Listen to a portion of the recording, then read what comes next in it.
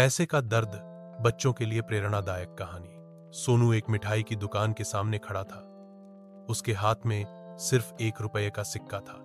सामने शीशे की अलमारी में रंग बिरंगी मिठाइयां रखी थीं। बगल में गरम गरम जलेबियां चाशनी में डाली जा रही थीं, जिनकी खुशबू से सबका मन ललचा रहा था। सोनू मिठाइयों को देख रहा था, तभी हलवाई चंदन ने कहा, अबे 1 रुपये में कुछ नहीं मिलेगा, 10 रुपये लेकर आ। सोनू उदास होकर बोला, भैया मुझे बहुत भूख लगी है, आप कहो तो मैं कुछ काम कर दूं, बर्तन मांज दूं या सफाई कर दूं, बस कुछ खाने को दे दो। चंदन ने उसे ऊपर से नीचे देखा और बोला, तू काम करेगा? तू तो बच्चा है, अगर किसी ने देख लिया तो मेरी दुकान बंद हो जाएगी, चल हट यहां से। सोनू चुपचाप पास के खंभे के पास जाकर खड़ा हो गया, लेकिन मिठाइयों को अब भी देखता रहा। उसने अपनी मुट्ठी में बंद सिक्के को देखा और सोचा, शायद आज भूखा ही रहना पड़े, लेकिन किस्मत को कुछ और मंजूर था। उसी समय चंदन का एक नौकर समोसे लेकर अंदर आ रहा था। तभी 2 समोसे नीचे गिर गए। चंदन चिल्लाया, देखकर नहीं चल सकता क्या? उठा उन्हें। ग्राहक देख रहे थे, इसलिए चंदन ने कहा, उन समोसों को उस सामने खड़े लड़के को दे दो। नौकर ने वो समोसे सोनू को दे दिए। सोनू वहीं जमीन पर बैठ गया और खुशी खुशी खाना शुरू कर दिया। भूख मिटने के बाद वह पास के चौराहे पर चला गया, जहां ट्रैफिक सिग्नल पर वह और कुछ बच्चे गाड़ियों के शीशे साफ करते थे। कोई 1-2 रुपए दे देता, कोई नहीं। शाम को सोनू ने अपने पैसों की गिनती की। आज पूरे 70 रुपए कमा लिए। वह घर की ओर चला, जो कि एक फ्लाईओवर के नीचे उसकी मां उषा ने तंबू लगाकर बनाया था। सोनू बोला, मां देखो, आज 70 रुपए कमाए, जल्दी से दवाई का पर्चा दो, मैं तेरी खांसी की दवा लाता हूं। उषा बोली, बेटा इन पैसों से कुछ राशन ले आता, मैं तेरे लिए कुछ बना देती। सोनू चुपचाप खुद ही पर्चा ढूंढने लगा और बोला, पहले तेरी दवा लाता हूं, अगर बापू आ गया तो पैसे छीन लेगा। वह जल्दी से बाहर चला गया।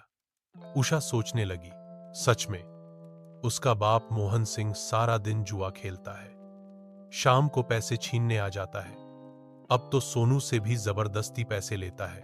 कुछ देर में सोनू दवा लेकर लौट आया। तभी मोहन सिंह सामने आ गया। कहां से लाया ये दवा? सोनू बोला, बापू ये सरकारी अस्पताल से लाया हूं, ये लो 20 रुपए बचे हैं आज के।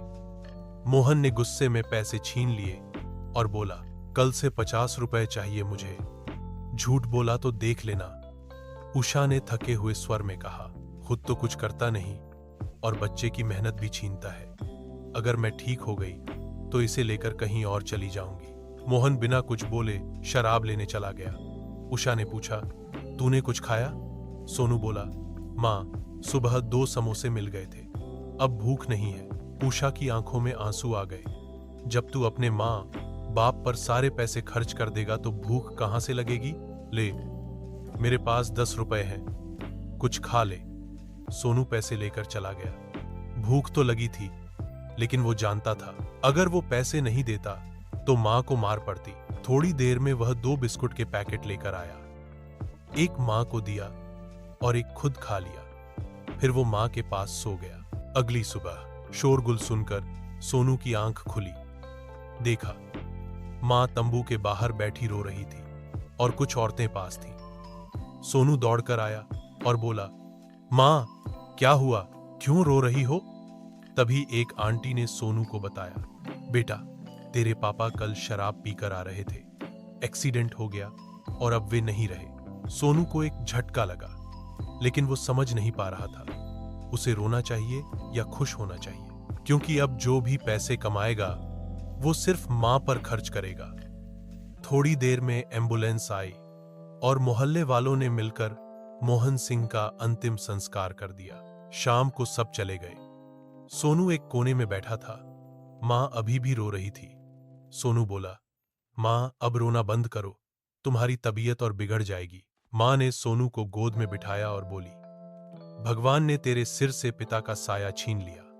सोनू बोला, अब हम चैन से रह सकेंगे मां, अब कोई हमारे पैसे नहीं छीनेगा।